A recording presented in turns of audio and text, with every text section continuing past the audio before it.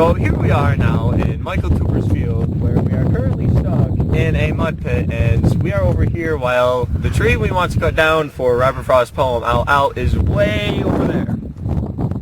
So, the poem we have chosen is Out Out by Robert Frost. Robert Frost was born in San Francisco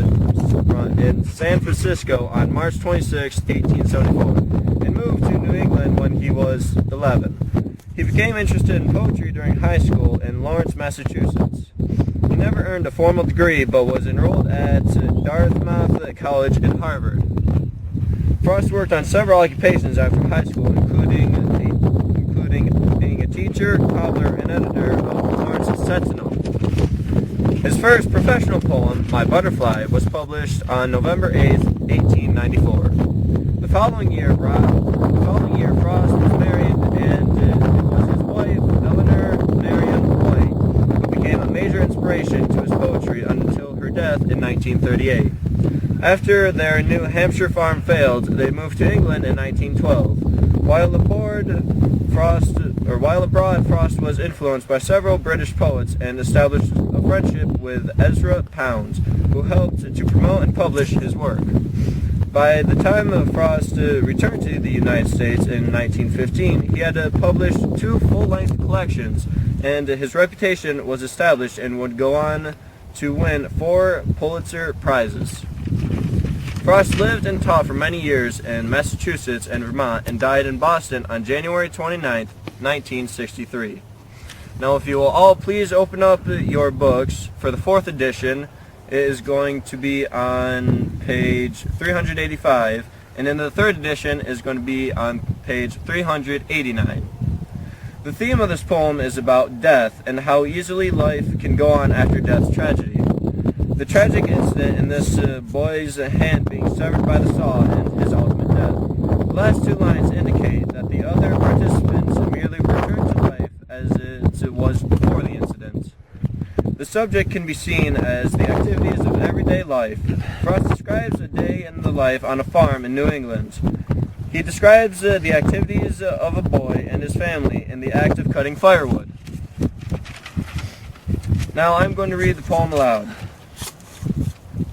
The buzzsaw snarled and rattled in the yard, and made dust and dropped stove-length sticks of wood.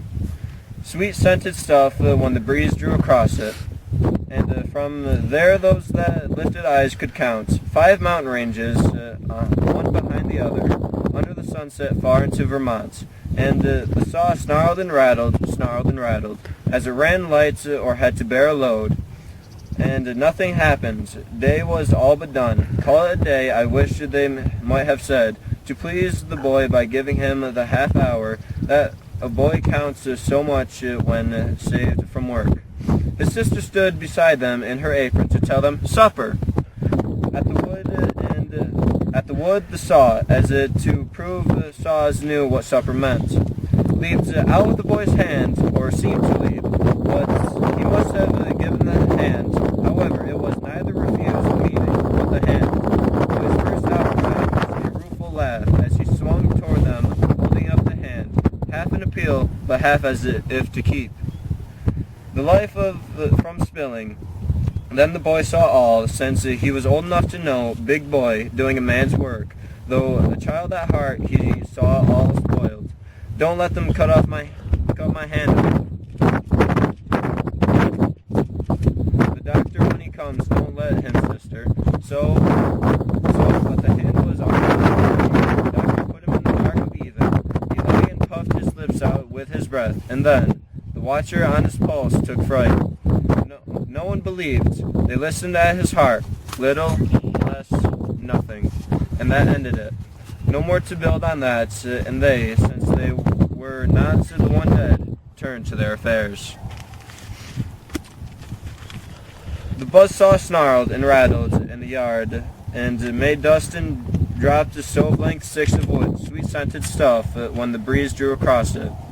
Frost describes the scene, sounds and smells. A buzzsaw making noises as it worked cutting firewood, and the smell of the wood as it was being cut.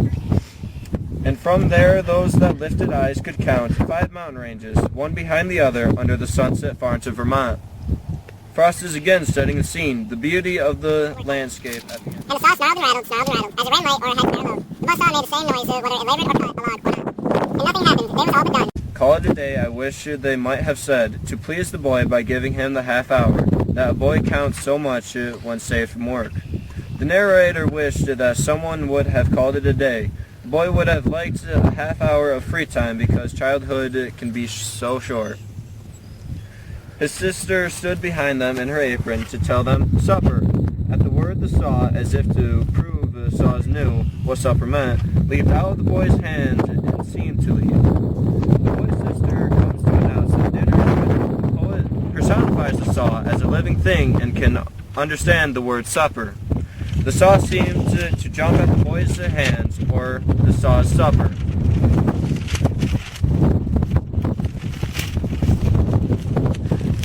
He must have given the hand. However, it was neither refusing the meeting, but the hand. He cut his hand by mistake. The hand, or the blade of the saw, did not refuse the contact. Then tragedy.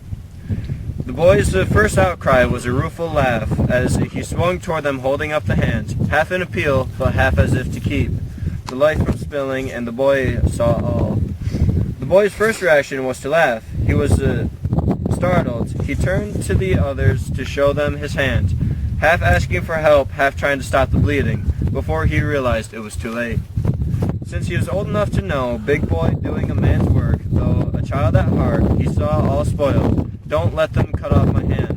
The doctor when he comes, don't let him, sister. He was old enough to be an adult, to realize what was happening, and that the doctor was coming. He was afraid of losing his hand and enlisted his sister's help in preventing that from happening. So, but the hand was already gone. The doctor put him in the dark of either. He lay, puffed his lips out with his breath. But then, the watcher at his pulse took fright. There was no saving the hand. It was too late by the time the doctor arrived. The boy slowed his breathing after the doctor put him under anesthetics to finish the amputation. The person taking the boy's pulse was helping the doctor, was frightened. No one believed. They listened to his heart. Little, less, nothing. And that ended it. They couldn't believe they were losing him. The boy's heart slowed to nothing, and he died. The family was shocked at the boy's death. No more to build on there, and they, since they were not the one dead, returned to their affairs. There was nothing else that they could do. Life in New England at the time was hard at that time, and the loss of a child was devastating enough. Life was unpredictable, but life was not. This poem that is believed to have occurred in April 1915. The son of Robert Frost's friend and neighbor lost his hand to a buzzsaw. He bled so profusely that he went into shock, dying of heart failure in spite of his doctor's efforts. Our interpretation will be in a figurative one. The subject is the boy and his family in New England, working at cutting wood. The boy suffers a tragic accident, and that leads to his... I'm Liz, and I'm Liz. I'm Dylan, and I'm the lumber. I'm Scott Plummer, and I'm the boy who loses his arm. You look like a maid, actually. I'm Kellas, and I'm the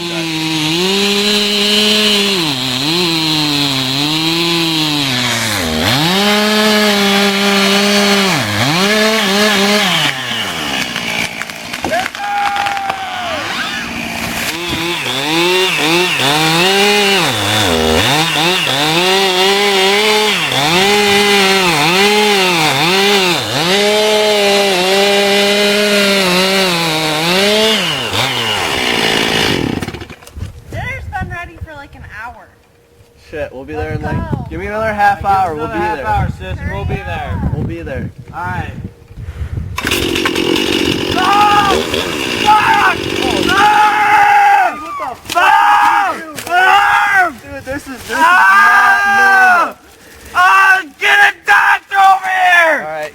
Oh, my arm! What did you do? Oh, What did you do? I cut my arm! Where's your Oh! Call a doctor! 911! Something! Help me! Oh! Get me a doctor! It's gonna be alright, Scotty. I...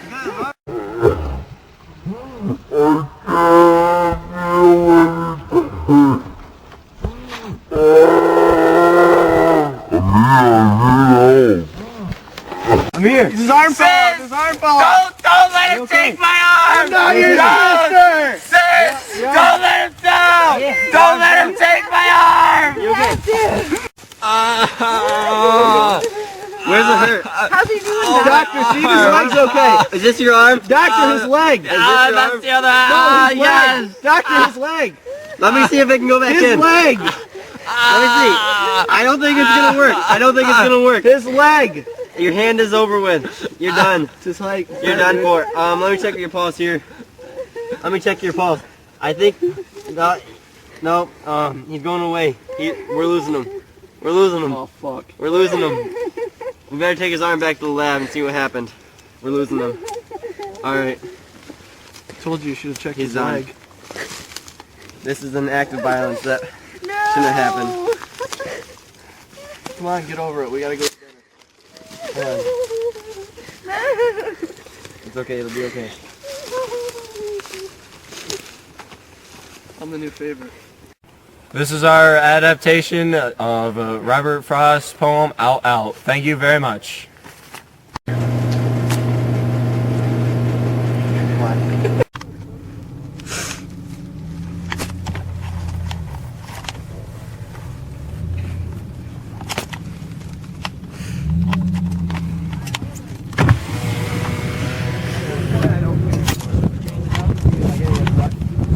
No, about like we have enough fucking vehicles.